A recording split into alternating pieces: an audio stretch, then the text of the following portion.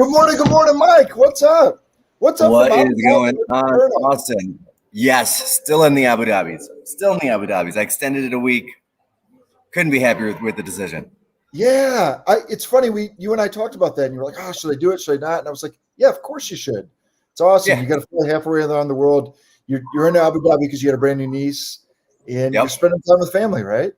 Oh, absolutely. And then, so today, my brother-in-law was gracious. He booked an archery like lesson and then contest. Right. Yeah.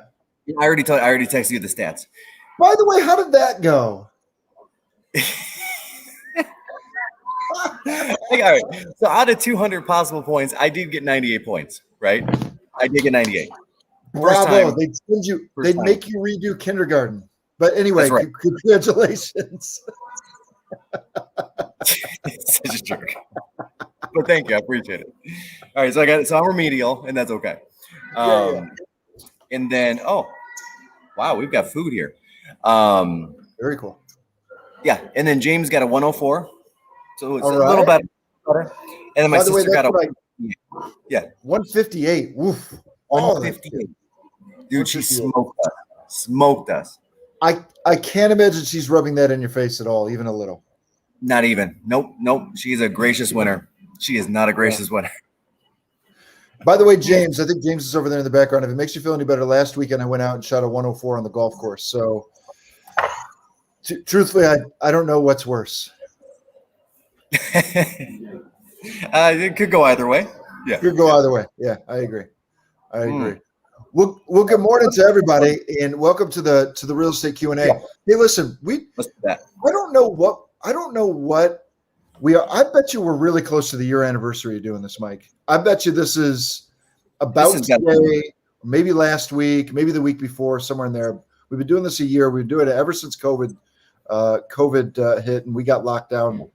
And what's interesting, reflecting back on that, Mike, it's really interesting. So one of the things that we say to the group all the time is, did you just take a picture of your food? Oh my God, I did. Oh my God. Yeah. Well, show us the picture now. Yeah. Okay. Hang on. Here you go. So there's the picture. I don't know if you can see that. Show us the food. All right. I'll turn the whole thing. Well, the picture was good because it also had, the coffee and my brother-in-law, everything. It was so good. Yeah. Here you go. What did you get? It's called English breakfast. Is that right? Afternoon tea. It's called afternoon tea. It has nothing to do with breakfast whatsoever. Wow. Yeah. So the gentleman came over and James was like, "Hey, we would like afternoon tea." And he said, "All right, let me check, make sure we still have it." And they did. And he said, "Great, bring it." And then they brought this whole thing. Like there's tea, but there's also like 4 layers of food. Awesome. Awesome. Actually, I feel like a hobbit. Yeah. Just eating through the day. Just eating all day. Yeah. Like this is like afternoonsies or something. Yeah. For those of you that aren't nerds, Hobbit is Lord of the Rings, and apparently they eat throughout the day. I don't know. Maybe they do. I saw the movies. They do? They do. Okay. 100% they do. Yeah. That's awesome, man. Anyway, so we've been doing this real estate Q&A about a year. And so I'm Austin Pothast. I'm the director of sales on the team, and Mike Perna is our CEO. We've been doing this. It really is. It does look great. I agree with Jennifer. It does look great. Right. It's about a year, maybe a little bit more than a year, right? We might have missed our anniversary, Mike. Anyway, and what's interesting is we started this when we first got locked down with COVID within real estate. And look, we were finding a lot of our clients had a lot of anxiety of what was going on, and there was just a lot of misinformation flying around. And what's interesting is even the longer that we do it, Mike, the more we just find that there's all this information. I don't want to say it's misinformation. There's just all this information that flies around. And so what we aim to do is provide a really great resource for you folks to be able to ask questions directly to us, and we'll give you really straight and candid answers about what our feeling is. And so as we're doing this here today, throw in your questions there in the chat. We'll make sure that we get to them. And really nothing's off limits. So, don't get weird, but nothing's off limits. Throw it in there. But anyway, a year. Mike, kind of reflecting back over the last year, we had. Do you remember being on some of these national calls? We would get invited to national calls to be guest speakers, like panels. You know what I mean? Yeah. And we would talk about. Go ahead. Yeah, and everything was changing so rapidly. I mean, especially here in Michigan, where we were under more of a lockdown than most of the states out there. I mean, Washington State was kind of first, and they were 2 weeks ahead of us, but not as severe. And then we went right in there directly after that, March 23rd, and didn't come out of that until May 7th. But it's like from a week to week basis, there was an evolution on what we could or could not do real estate sales wise, right? I mean, right there, like the first 7 to 10 days, we couldn't even have a closing, right? We couldn't even close it. So if a deal was supposed to go to closing through no fault of the buyer, no fault of the seller, no fault of mortgage, no fault of anything, we literally could not close somebody. And that put families on the street, which was not the intention of the governor or the government. It wasn't. The intention, of course, was safety and getting those protocols in place. And then rapidly, about day 10, they opened up what they called significant financial transactions, which allowed for closings and things of that nature. Not just real estate, but real estate was under that umbrella. Yep. And then they started opening up in-person showings. What was it, about a month after that? We had to pivot and do just a massive number of virtual tours. What are you pointing at? Yeah. When did they start allowing in-person showings? Like May 7th. It was May 7th. Yeah. Yeah. May 7th, we started the in-person again. And even then, it was a very limited thing, right? So like if we had a first-time buyer and they wanted to bring their parents with them, we had to do them as separate showings and all of those things, right? So it's still a very, very different way of conducting real estate than before. And even now, we're still seeing that with our open houses, where we're limited on the number of people, number of families, number of people with different last names, essentially, in the home at one point in time. We're seeing that ourselves with our own sales team, where we're trying to get back to some in-person prospecting, talking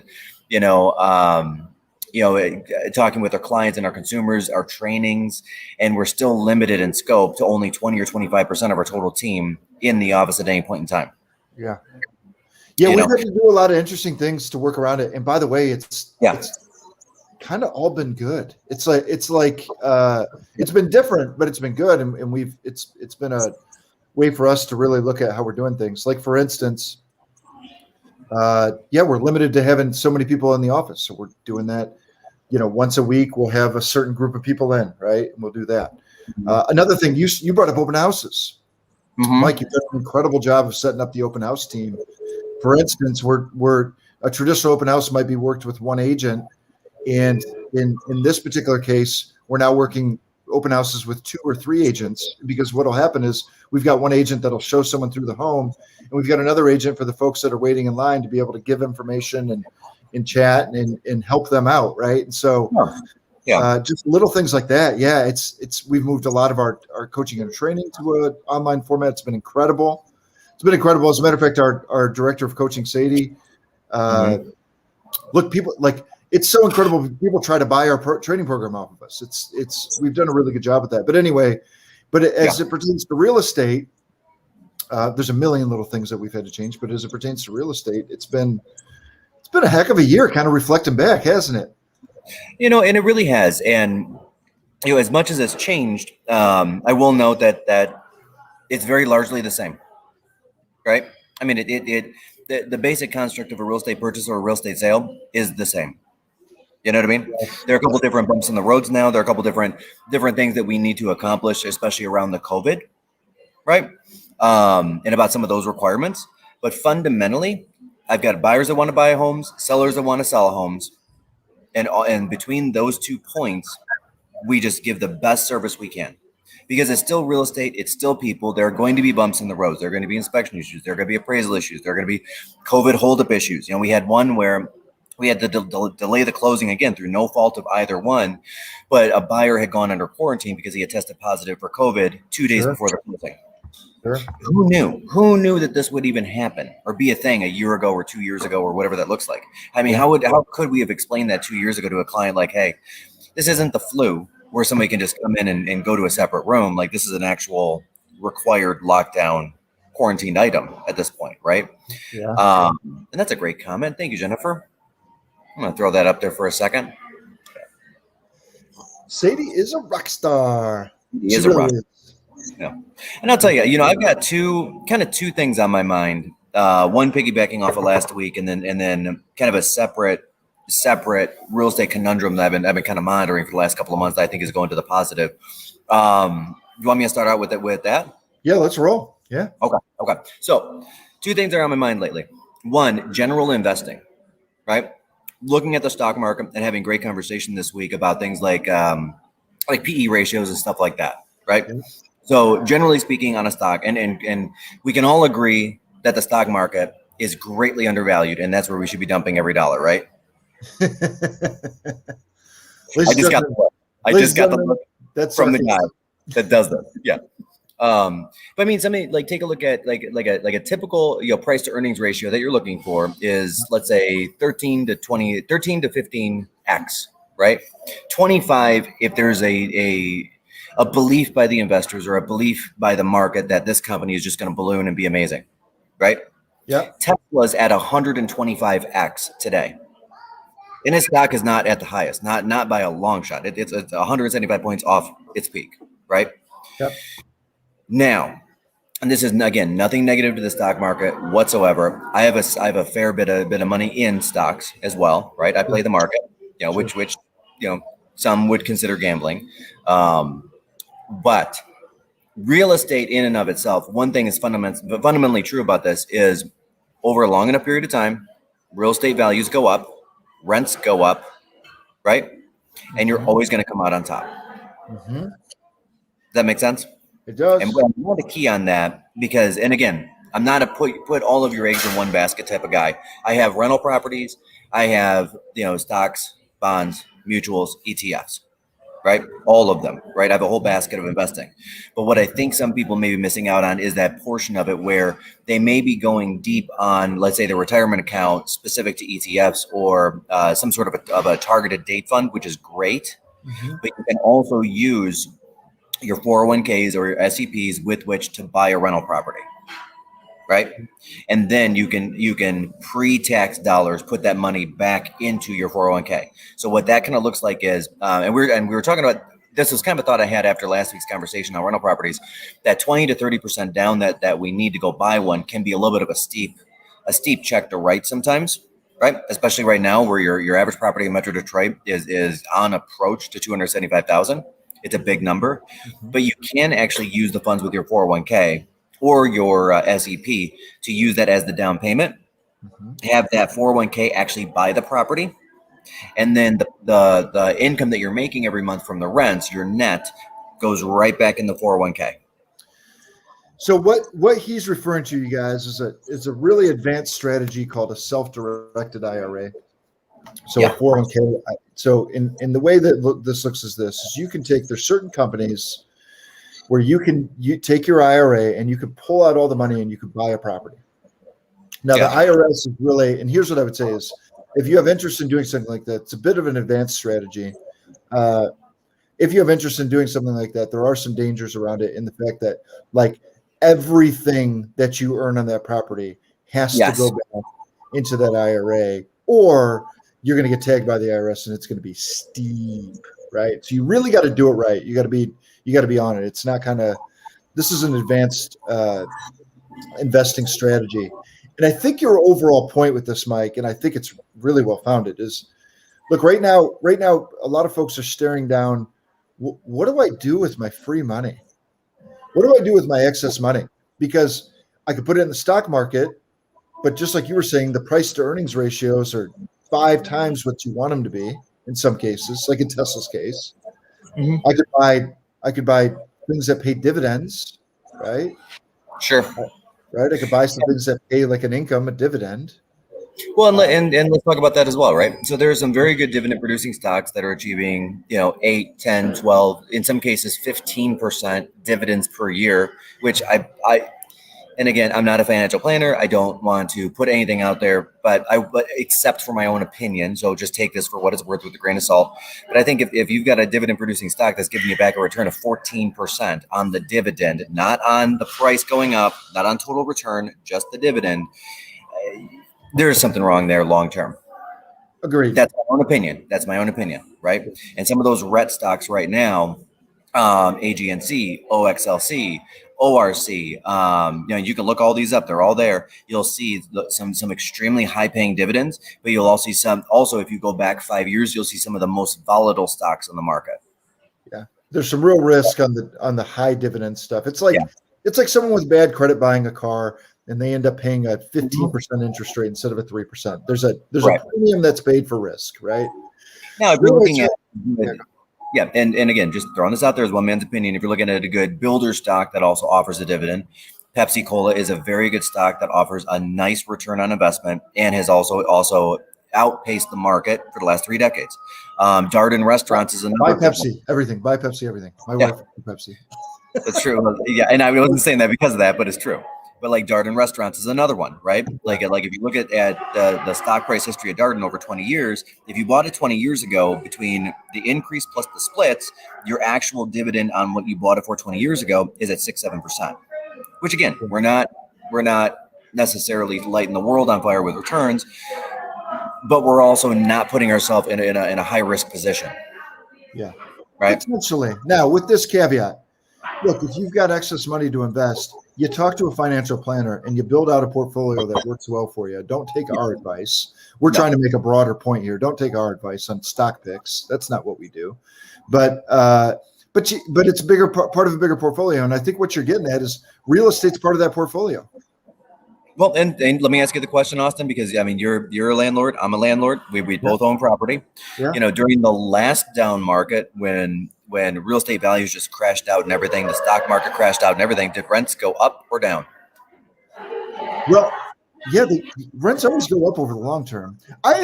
We saw a peel back like during the height of the recession. We saw a peel back in rents.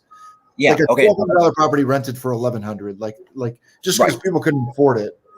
Yeah. Or you offered a better rent so that you could get a more qualified client, right? You incentivized a more qualified client. Yeah, which is a strategy. Yeah, and that's a strategy that we talked about last week. Feel free to review the tape on that. But no, to your point, yes, we saw rents go down 10 to 15%, but that's about it. We also saw the stock market go down 30 to 50%, depending on where you were looking. We saw real estate itself go down 50% or more in some cases. And 5 years later, like 2009 was that turning point. 2014, we were almost all the way back in appreciation. 2017, we hit that number again. Yep. And we've already blown past it. Yep. Absolutely. Very interesting. All right. That's good. What else is on your mind? Sorry, I kept interrupting you.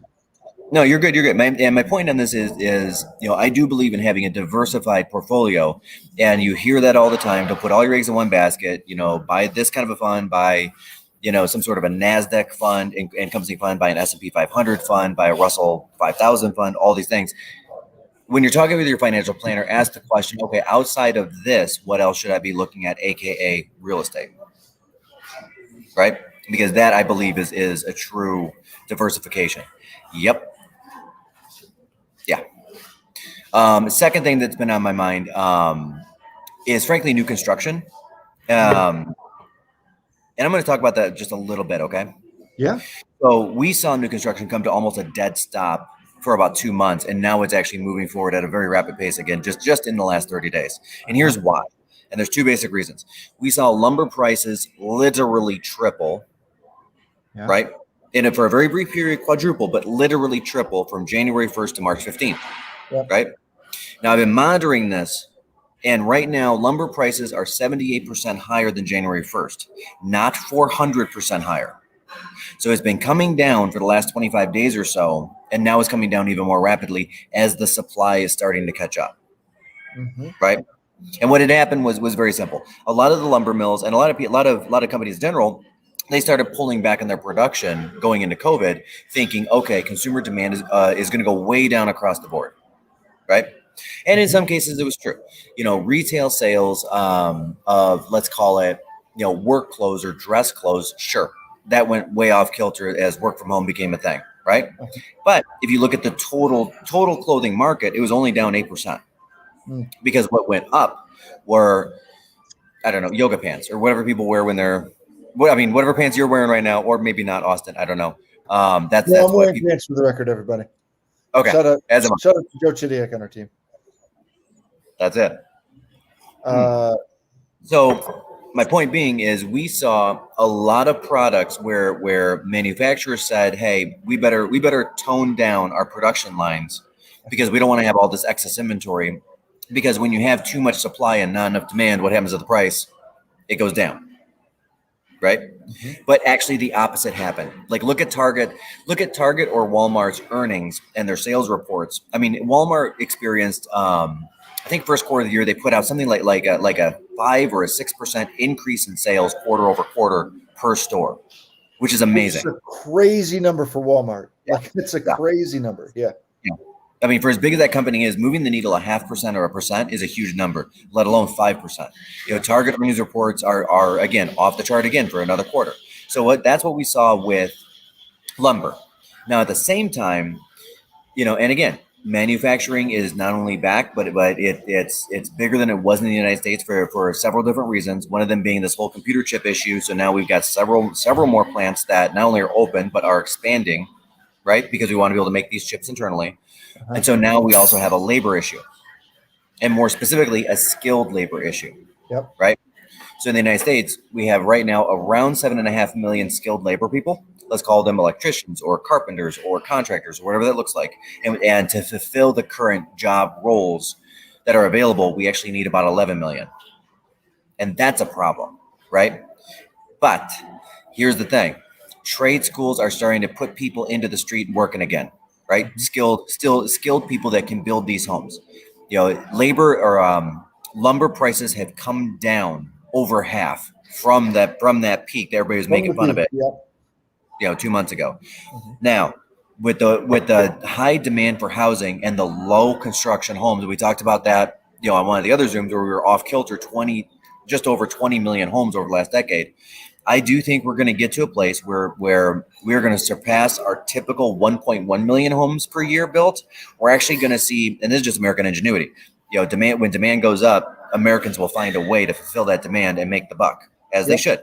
Yep. That's what our country is built on. I think we're going to get to 2 million homes built per year, each year for the next 5 years, like way above normal, right? And honestly, I think that's a good thing because it's a good pressure relief valve. So new construction, I think, is not only on the horizon, but it's something definitely worth looking at, especially as lumber prices are coming down and contractors are becoming available.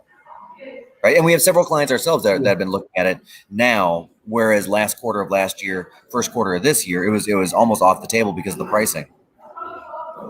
Yeah, I also think you can see them starting to build properties in like a quote unquote more affordable range. True. Like a lot of the new construction, because the margin was so high, there was a lot of like $600,000, $700,000, $800,000 homes in new construction, especially your areas like Northville and Novi, and even out in Macomb and in Rochester and kind of places like that. You'd see those higher price points getting built, and we're seeing a lot more. And again, this is still a pretty healthy price point, Mike, but we're starting to see more like $300,000 and $400,000 homes built.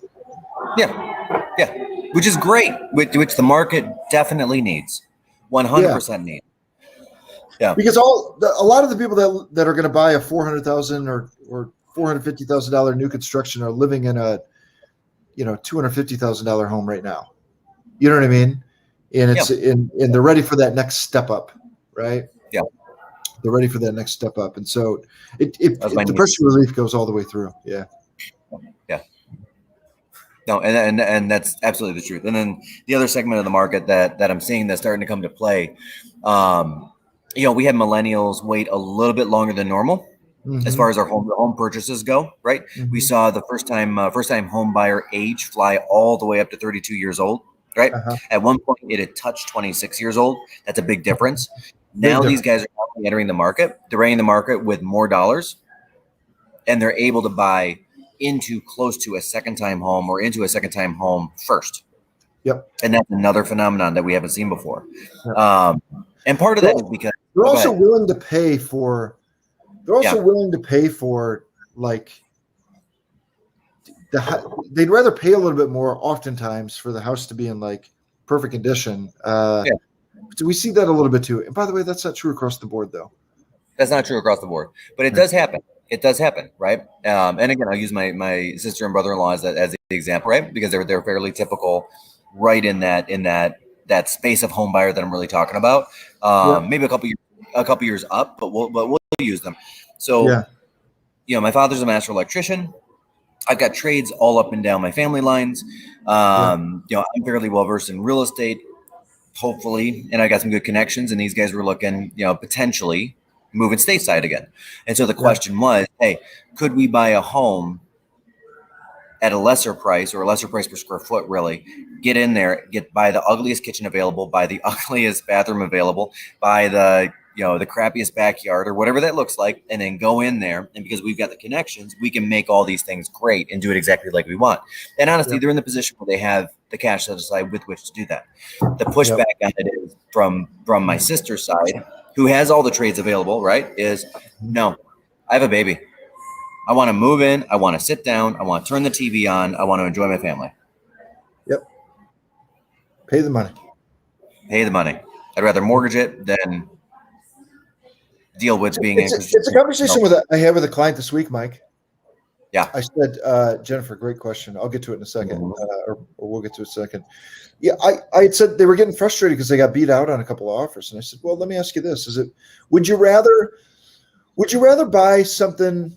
Would you rather buy a home for $500,000 that you might end up paying $530,000 for, right? Yeah. Or, right, because they really didn't want to overpay for a home. That was their words. I don't want to overpay. Well, right. Don't want to overpay. An asset is worth what someone's willing to pay for it, for the record. So that's all it is. But anyway, I said, or would you rather buy a home for $450,000, but you got to put 50 into it? I'm open either way, and I'll help you either way. What would you rather do? And they thought about it, and they said, actually, we'd rather put the money into it. I said, great, let's go look at some homes with some wallpaper on them. You know what I mean? Right. Okay. I've got a comment on that wallpaper that I'll get to in a minute as well. Yeah. Wallpaper's kind of coming back though. That's it, right? All right. So it's called, what is it called? Glam Millennial? Is that a thing? I don't know. No, that's a thing. I know it's a thing. We put some wallpaper in my daughter's room. It's like the stick and peel stuff. I don't know. Yeah. Grand Millennial. Okay, so there's a new style, or not new style, but it's a style that's coming back called somebody help me out with this if you know what I'm talking about. Throw some comments in on this thing. But Grand Millennial, like some of the things. Yeah, look it up. No, it's a real thing. I promise. There's a whole Pinterest on it and everything. Yeah. You see it? Wow. So this is the style, this is my sister's style, right? So this is where they've got more of a modern look right now. And over time, my sister is shifting all of the belongings in the apartment to this Grand Millennial style. Really? Yeah, she loves it. Share it. Let me share it. Hold on. Wow, Gina loves this. James is going to be in for a treat.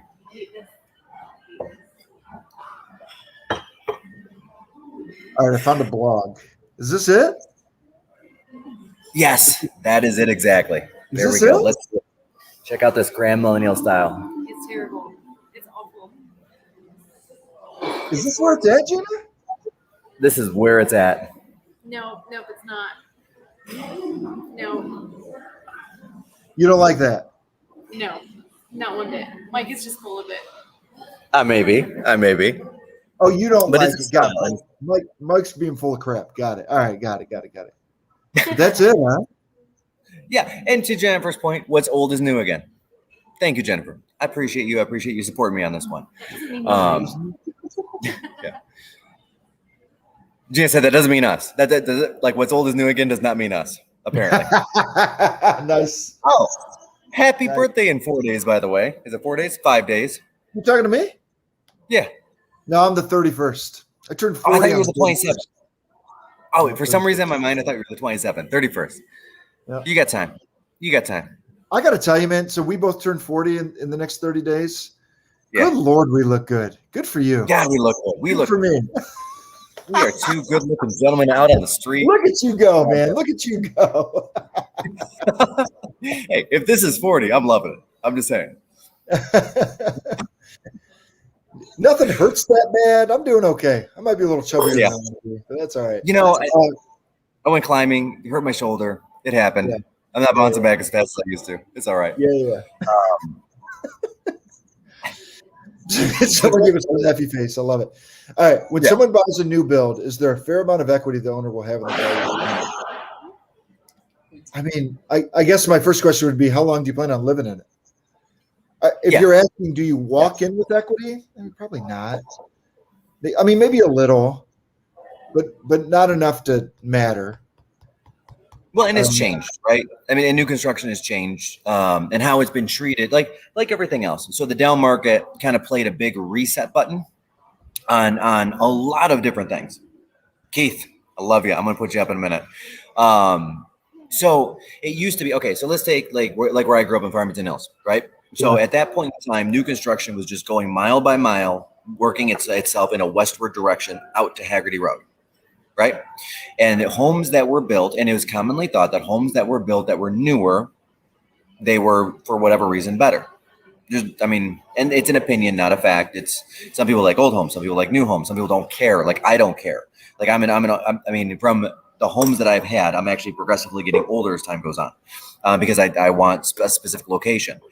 So in Farmington Hills, for example, homes would appreciate faster that were newer built. And then once new construction hopped over to Novi, that started happening as well, right?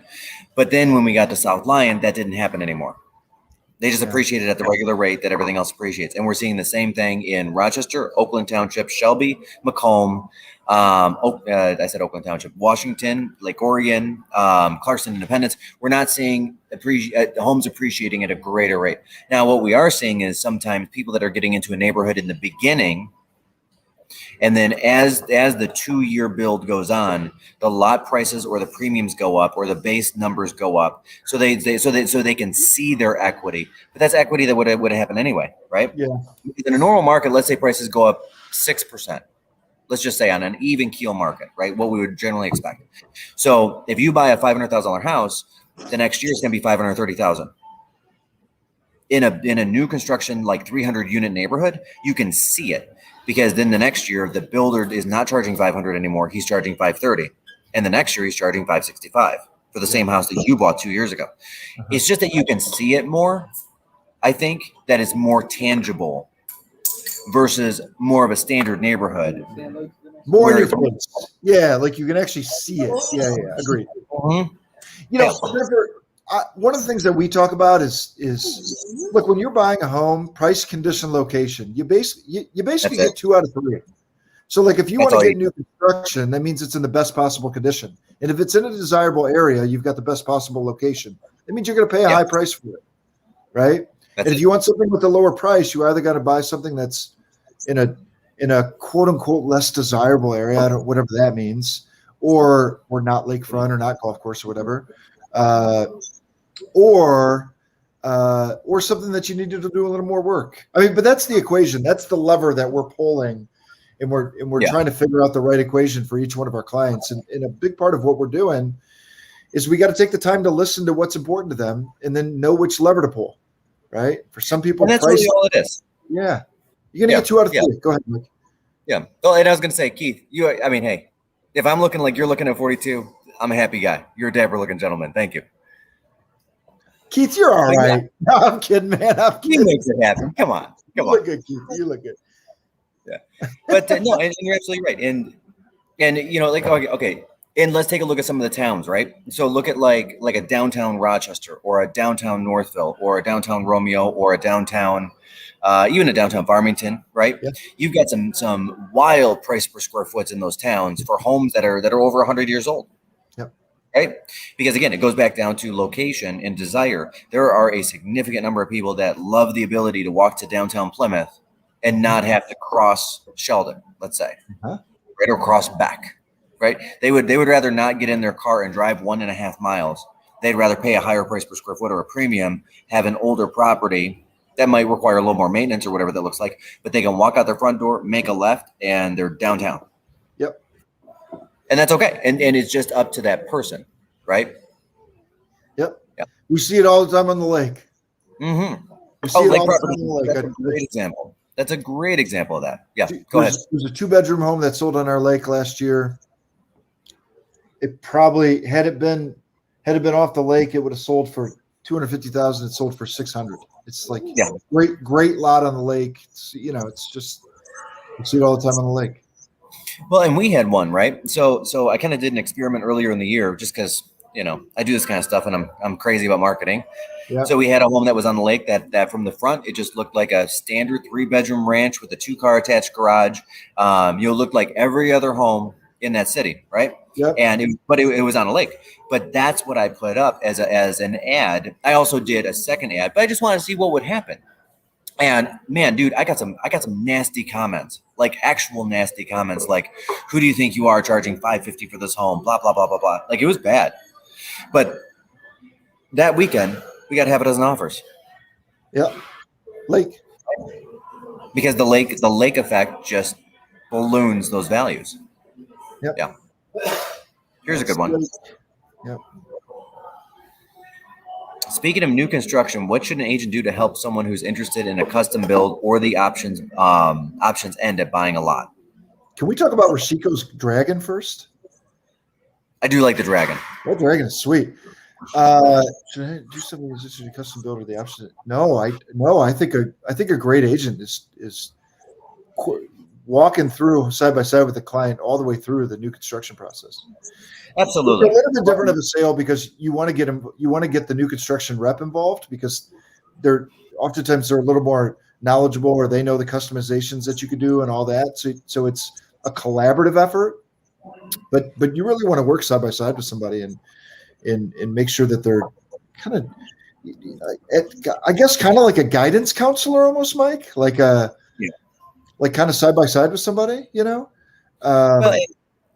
there's kind of two ways to tackle this one. The way that I've done it most commonly in the past is I found and helped them interview the builder first. Yep. Right. So actually, like as an example, a couple years ago, I did a great build with Sapphire Homes, right, over in Bloomfield. Yep. God, I cannot remember his name off the top of my head. Yeah, it'll come up if somebody Googles it, I'm sure. But a really great dude, builds like 3 homes a year, right? And honestly, just a really great guy that loves putting out a great product. And so when we had called several builders, part of why we landed on this gentleman, I want to say his name was Randy, but it's not. But part of how we came up with this was we said, hey, like one of our qualifying questions was, would you mind if we walked through one or more homes that you have built in the past? Right? And I was looking for 2 things with that. One, I wanted to actually see the home and what he had built in the past and see if it was actually quality construction. I wanted to make sure that, like in that price range, it was a 2x6 build, not a 2x4 build, right? Which means that which is good for sound deadening and some other great and some insulating things and, efficiency. There's reasons for it. Don't worry about it. We'll get into that some other day. But more importantly, this sounds really odd. I wanted to know, did he do a good enough job that his past clients from 2 years ago weren't pissed off at him and would allow us to walk through that home? Mm-hmm. And I know that sounds like the oddest thing in the world, but one of the builders just flat out said, no, I'm not willing to call my past client and ask. I'm like, okay, cool. Then you're not the builder for me. He might have been a great builder. And I even asked the guy, like, hey, is it because they would say no? Because if that's the deal, just be honest with me and tell me. And he just said, no, I just don't want to bother him. I'm like, okay, that doesn't jive. You know what I mean? It just doesn't. Second one that you want to definitely look into with any builder. Well, okay, so now we have the builder, right? When we're looking at the builder contract, I want to pay attention to the fine print, more specifically any price increases due to undue circumstances that are automatic. Because I've seen a couple of builders put that in there before. Lumber's a good example, right? Where we're seeing some real estate clients where home prices have gone up 20, 30, 40,000 on them, and there's nothing they can do. Because in the fine print, it says that the price of this home is also based on the cost of this, and this, and this. And a lot of times builders will name a couple of things like, they used to be copper, but now it's PEX, right? But it used to be the price of copper, variable, price of lumber, variable, price of this, variable, price of that, variable, whatever that looked like. Yeah. And they would literally just tack it on and pass it along to the consumer, and there's nothing that we can do about it because we were in a contract. Now, I always want to make sure we're checking the fine print for that kind of a thing with any builder, because I don't want those those passed along. In addition to the fine print, a lot of times builders will give themselves some sort of an escape clause if they're not on time. Okay, and I'm not going to mention the name of a builder, but there was a builder that was building a home for one of my past clients, right out of the down market, and he had an incredible product because he had picked up a couple of lots on the very cheap, and so he can actually build. He could afford to quote unquote build a nicer product than all the competing builders, and not to be offensive to the guy, but I'm like, this doesn't make a lot of sense. Do you know what I mean? Can we drive a couple, like, can we look at what else you have in progress and things like that? And he said yes, and we did, and it looked good, and I was like very skeptical, and I just said, you know, like this is, I don't have a good feeling, but they went ahead anyway, right? Yeah. And what should have been a 6 to 8 month build took about 2 years. So they literally were not in their home for 2 years. It's a long time. Yep. And the builders just kept running short on money. They kept running short on their contractors because they underpaid them. They kept running short on all of this stuff. And it was in the fine print that it will take as long as it takes with other circumstances behind them. And one of them was contractors, right? If they can't get a guy to work on the house today, that's okay. They bump back the closing day today. I'm not kidding. Now, most I won't even say most. I will say every builder I've ever run across has had some sort of a delay in there, saying, hey, this is our target date, but we can be up to 30 days behind that. And that's normal because there are circumstances outside the builder's control, such as, and again, I'll use South Lyon for a hot minute, their building department, which is essentially open 2 days a week, or used to be, now it's open more. They were so backed up. It wasn't the typical 10 to 14 days to get plans approved. It was running upwards of 40 days. Yep. The guy can't pour a basement if he doesn't have an approved plan to pour a basement. That's beyond the builder control, 100% beyond the builder control. And a good builder will keep you appraised of that situation as it happens. Getting back to that as well, one thing that I recommend people do is also have a those are some good new construction horror stories. One thing I always impress upon my clients is, hey, you definitely want to get a home inspector in there as well at specific points in the process, right? Because you've got a couple of different things going on there. You've got what the cities or the municipalities require, right? Which is one level. And then you've got a second higher level of what you really want, right? Because the cities are going, and it's not being negative to the cities in any way. We get some right. They want safety. Yep. Yeah, they want safety, but they don't necessarily require a high quality. And I'm going to be honest, they're humans and they're overworked just like everybody else. So they miss stuff, right? And I'll use my parents' house as the example. So when my parents were building, and they built with a company called Mill Creek, very good builder, did a great job. He a multi-generational builder, does a great job. 2 things were missed on all of the homes on that street, right? One of them was the upstairs bathroom connecting the vent to the outside. So the stack pipe was there for the fan. So like when you take a shower, you turn the fan on and the moist air gets pulled up and it gets shot to the outside. There was about a 6-inch gap between the 2 pieces of PVC, right? All of these homes. So the moist air just went right onto the insulation, and over the course of a couple of years, mold developed. These are new properties. Mold developed, and in a couple of houses, the drywall collapsed in. It just happened. And it was just an oversight by the contractor, oversight by the general manager, the builder, and an oversight by the city. All 3 people missed it, right? My parents' home didn't miss it. They had a home inspector that I recommend them use. And yeah, sure, it cost them $600, but it saved them a heck of a lot of hassle later on, right? The second one was whoever was that was installing the washers, right? The dishwashers. I know what happened. What happened was whatever company he had out was thinking the builder's actual direct contractors will do the hookups, and the builder's contractor was thinking, oh, the company that's coming out to install the dishwasher will do the hookups. Turned out nobody did the hookups. So several people started the dishwasher for the first time, walked out the door to work, and the water just dumped everywhere. Can you? And then those wood floors had to be pulled up and put back down for several houses. Now, did the builder do it? Sure. But it's a 2-3 week hassle. You know, Such a hassle. it's such. I mean, just the hassle factor alone. So I do recommend that people get a good home inspector in during this process. I don't care what builder you're going with, right? You could be going with the one-off builder, the specialty. You could be going with Pulte or Toll Brothers or somebody that has a reputation for building a ton of houses and doing it both fast and decent quality. But I want to be sure that we're protecting you on that, right? Yeah. And then the last one, of course, is home sale contingencies.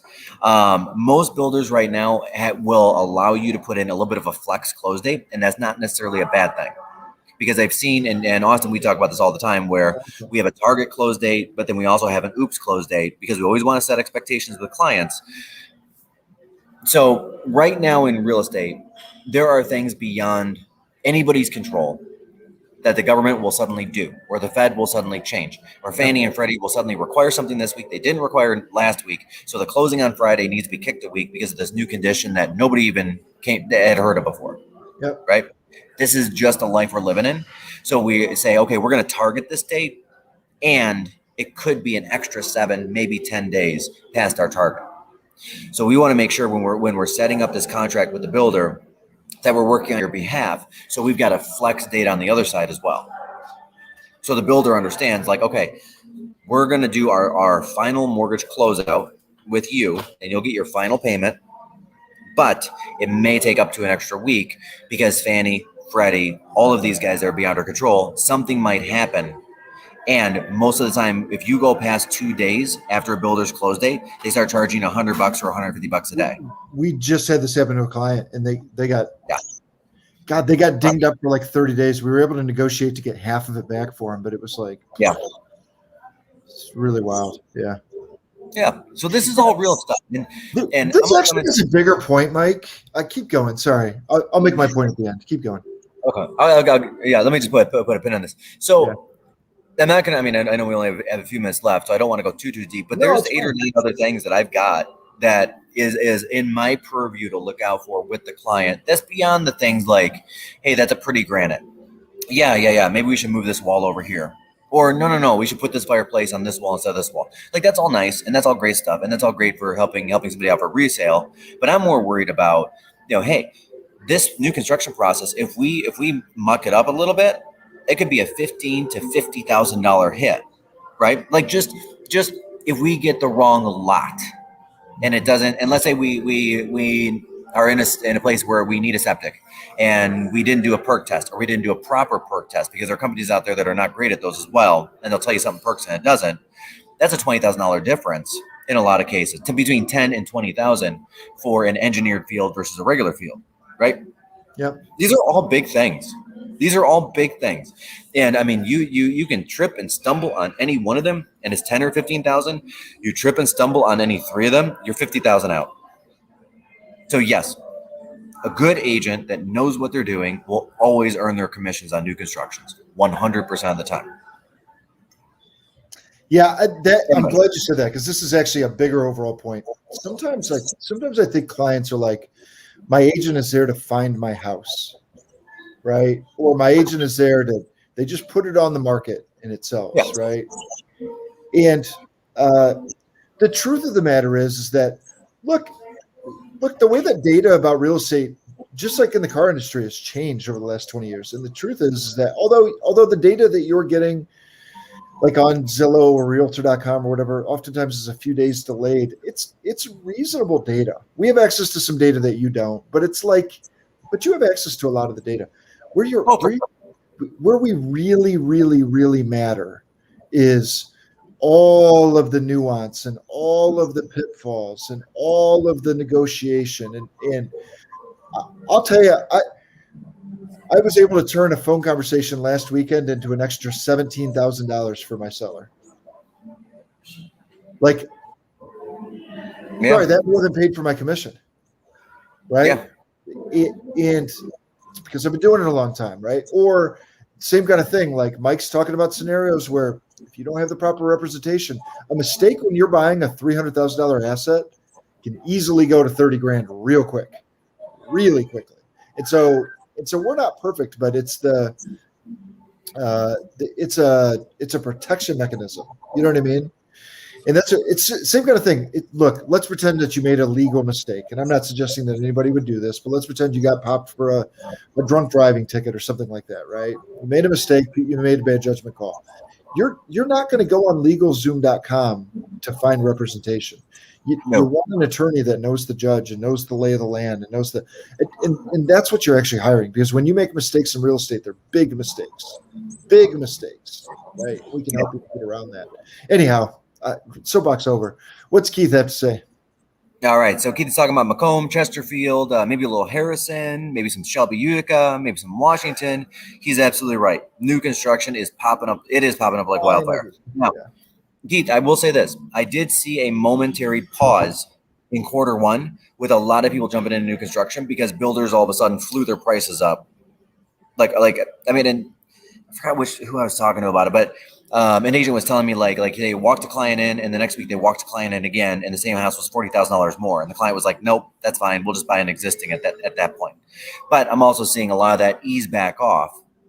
So I don't think that it's that home buyers do not want to buy new builds. I think quite the opposite. I think a lot of home buyers, if they're in the position where they can go 6 months or go 8 months, then they're fine buying new builds.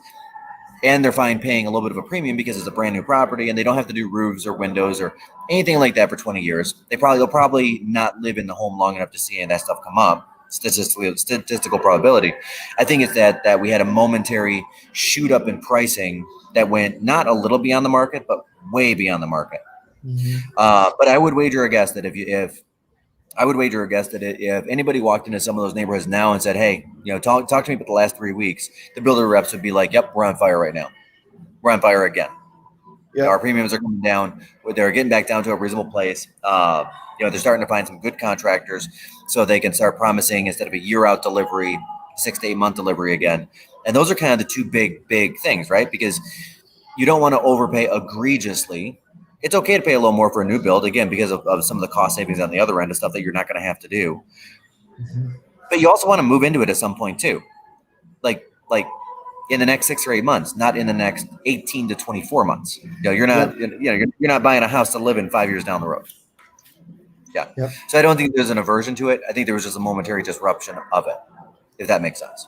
Yep. Uh-huh. And then the other side of it is we finally got back to the point just in the last quarters, the last half of last year, where we actually hit our pre-recession levels as far as new construction goes, as far as building starts. Because frankly, there was just a lack of builders for a long time. Yep. They got out of the business. Well, they got wiped out. Yeah, I mean, they really did. Yeah. And then this one's a good one. Hey, Chanel. Happy Saturday, Michael and Austin. Not such a question, but I need an empty lot surveyed in East Detroit. Unfortunately, I was told the city does not come out and do this, and was quoted $4,000 by a company based in East Point. Please point me in the right direction. Yeah, $4,000 is way too much. And depending on what type of survey you're going for, it could be anywhere from about $200 to about $1,800, just depending on what type of survey you're doing. Or what is required by the purchase contract, or what's needed. By the way, let me throw this caveat in. I don't know what's on that property. Like if there's old storage tanks on that property, or there's old, I don't know what's on that property. So $4,000 actually might be reasonable. Depending it might be reasonable. Yeah. Especially if it's multiple lots you're splitting out, and you got to redo all the sidewall numbers and all that. Yeah. Shoot, I have a go-to on the east side. I'm going to look that up right quick. Yeah, look it up. Yeah, I got it. All right. Hey, Chanel, do this. Oh,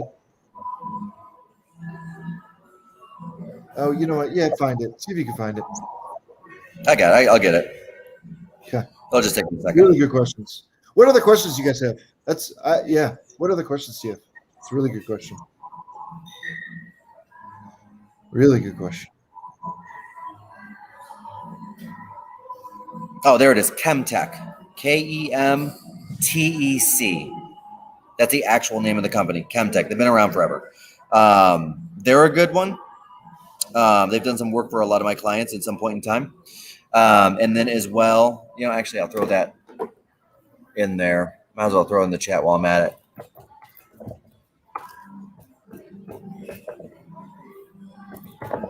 772. And then the second one that I've used in the past.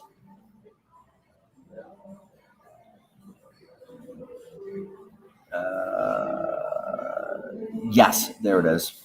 There it is. Good.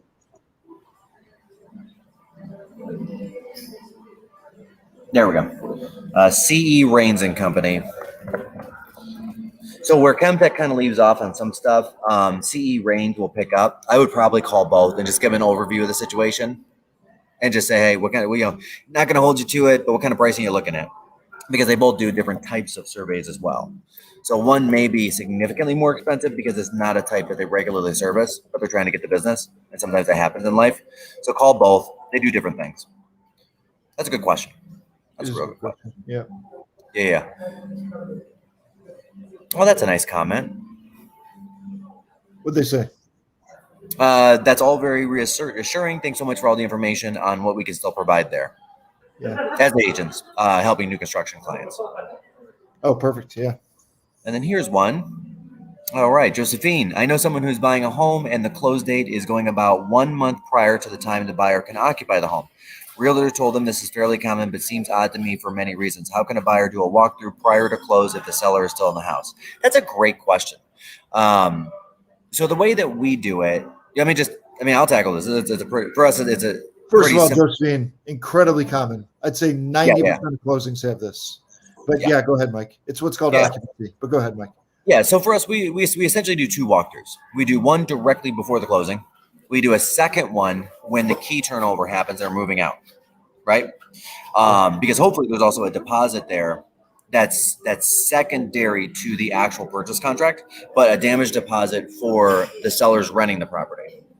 If that makes sense, $1,000, $1,500, $500, whatever that is, right? So the key there is making sure that we do both of those walkthroughs, because we also want to make sure before the closing that there isn't like some sort of a massive damage or a change, and that's important. And chances are, because they haven't moved yet, nothing has changed. But again, I use the words chances are because I've also seen it before. Yep. You do this long enough, you see everything. So I would advise you to tell your friend, do both walkthroughs.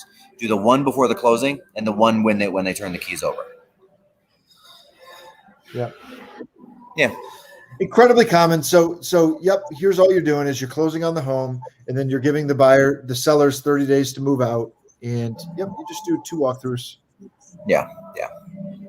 And I would say 99% of the time it goes fine. And every once in a while you just run into a weird one. Like we ran into one.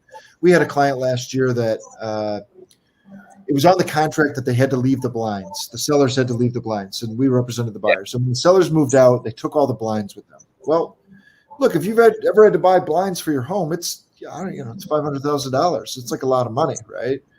In some cases, more if you get custom and all that stuff. And so we had to go back and work it out. And I mean, we literally had to come to the point of like, hey, look, nobody wants us to go to court, but if you go to court, you're going to lose, and you're going to lose not only this, you're going to lose court costs. So can we just bring the balls back, or can you give them some money to get this fixed? And so they did. Yeah. They did. They wrote a check.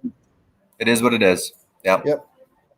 And then but well, 99% of the time, it's no problem. I mean, like maybe you get someone that on their way out the door scratches a wall or something. Like that's usually about the extent of it. You know what I mean? I have just so you're aware of what's happening exactly over here right now.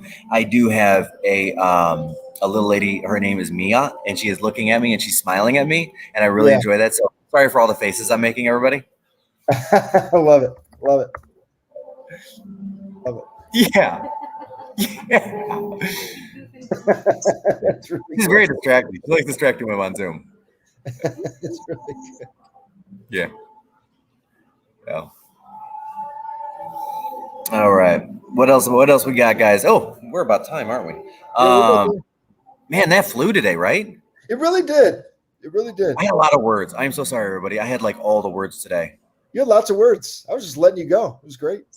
Yeah. It was funny. My brother-in-law and I were sitting here, and he's like, hey, what are you gonna talk about today? And I'm like, no idea.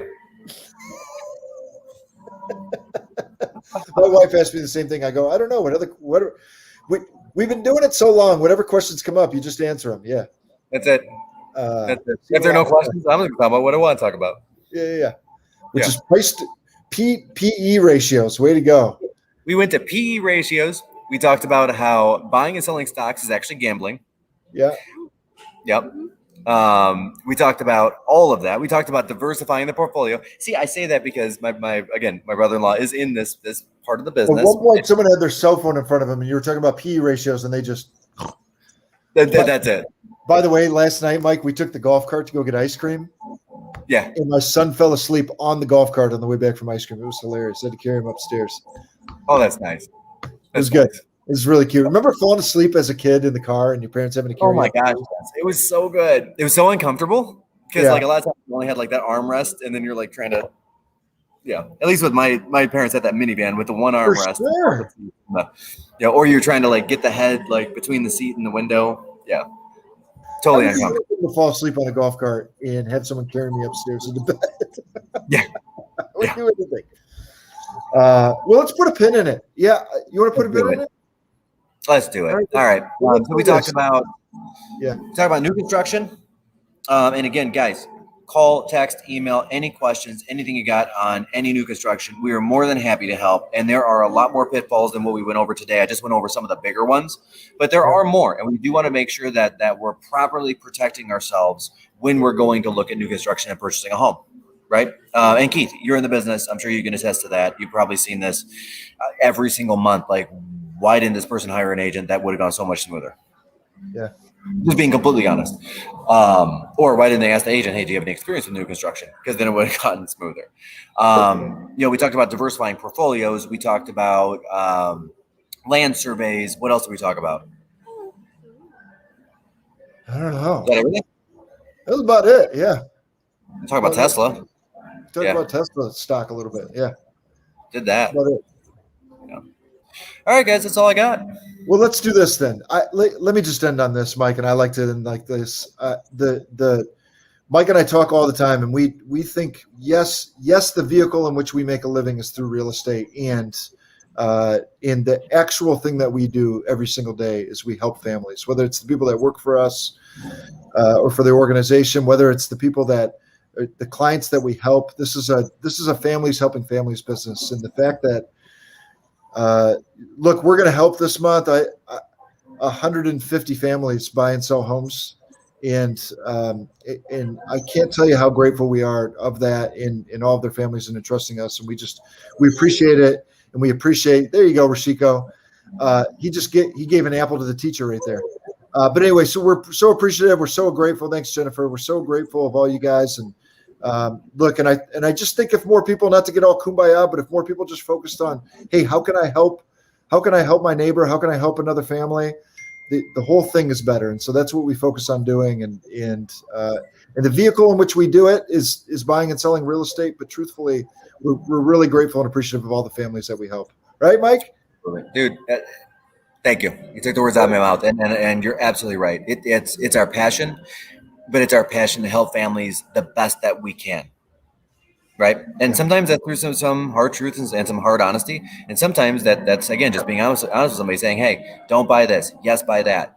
I think you might be making a mistake here. Don't forget about this over here, guys. I see a trap over here coming. And that's okay. And I don't know. I know a lot of people like I don't want to go negative on this, but like the yes man service. You're not going to get that here. You're going to get our honest opinions with which to protect your family is the best. Yeah. There it is. Mike, you've had a lot of tea this morning. I had a lot of tea. I had some, I had a lot of coffee. Let's go. Yep. Let's go. Oh, there we go. Thank you, Keith. I appreciate it. Thank you, Keith. Thank you, Crystal. Crystal. Yeah. All right, guys. Enjoy the day. Thank you. Yeah.